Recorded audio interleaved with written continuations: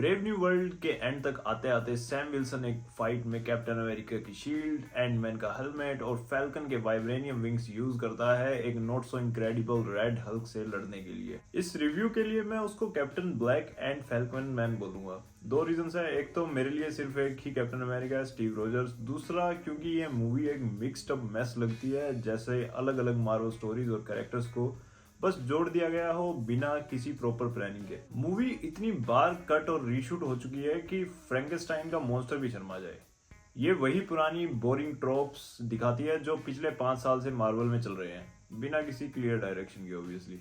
बहुत सारे कैरेक्टर्स और साइड प्लॉट्स जो किसी काम के नहीं, एक स्टोरी जो खुद नहीं जानती कि ये किस बारे में है, और सबसे बड़ी बात ये मूवी एग्जिस्ट भी क्यों करती है। 2 घंटे तक देखने के बाद भी मुझे ये बात समझ नहीं आई। शॉर्ट में captain black and falcon man brave new world एक कंफ्यूज और मेसी मूवी है। अब बिना टाइम वेस्ट किए चलो इसका ब्रेकडाउन भी शुरू करते हैं। स्टोरी उस सेलेस्टियल के अराउंड घूमती है जो एटर्नल्स में इंडियन ओशन से एक्सप्लोड हुआ था। 5 साल बाद फाइनली मार्वल ने इसको याद किया है। उस सेलेस्टियल की बॉडी के अंदर एडिमेंटियम है जो वाइब्रेनियम से भी ज्यादा स्ट्रॉन्ग है। अब इसको लेने के लिए कंट्रीज compete कर रही हैं, और जनरल रोस जो अब यूएसए के प्रेसिडेंट बन चुके हैं, जापान के साथ एक डील साइन करने वाले हैं ताकि दोनों कंट्री सेलेस्टियल का एक्सेस शेयर कर सकें।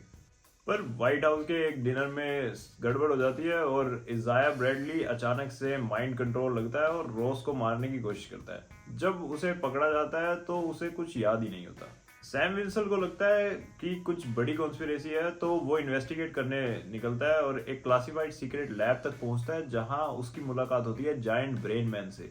ये एक साइंटिस्ट है जो गामा रेडिएशन से सुपर स्मार्ट हो गया है और जनरल रोस इसको अपने फायदे के लिए यूज कर रहा है। And then giant brain man छुपा हुआ विलन निकलता है। उसका प्लान है कि अमेरिका और जापान के बीच वॉर शुरू हो जाए। Captain black and falcon man fight को रोकने के लिए पहुंचता है और मिसाइल्स को हवा में किक मार के डिफ्यूज कर देता है।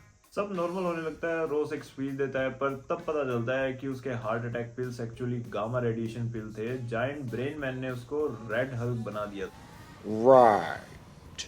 एक छोटी फाइट होती है जिसमें व्हाइट हाउस उड़ जाता है और सैम सिर्फ रोस को बोलता है बंद कर दे ये सब, और बस रोस नॉर्मल हैरिसन फोर्ड बन जाता है। और ये था मूवी का प्लॉट। अब मेरे फाइनल थॉट्स इस मूवी पे।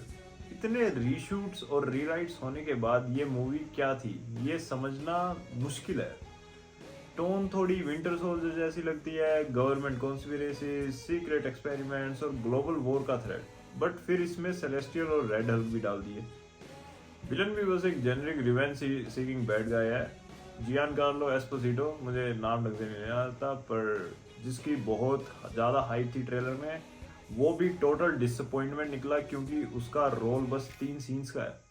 सैम विल्सन की स्टोरी भी वही पुरानी है जो falcon and the winter soldier में थी। एक बंदा जो श्योर नहीं है कि वो कैप्टन अमेरिका बनने के लायक भी है। अगर राइटर्स अच्छे होते तो ये एक सॉलिड आर्क हो सकता था, बट यहाँ बस फोर्स्ड और रिपीटेटिव लगता है।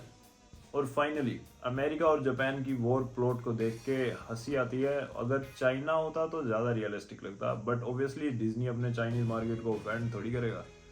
ब्रेव न्यू वर्ल्ड का बिगेस्ट प्रॉब्लम यही है, ये एक एम्प्टी शेल है, बड़ा और फ्लैशी, पर बिना किसी रियल मीनिंग या क्रिएटिविटी के। मार्वल को खुद भी इस मूवी पे कॉन्फिडेंस नहीं था, और अब मुझे समझ आ रहा है क्यों।